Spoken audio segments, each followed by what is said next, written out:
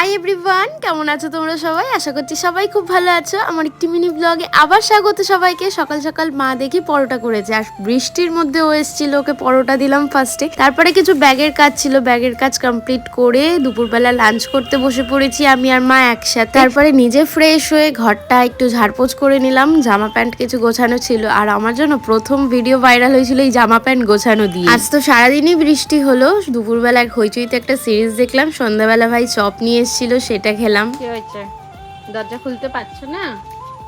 হচ্ছে না তাই তাকিয়ে আছো? খুলে দেবো, দাঁড়াও।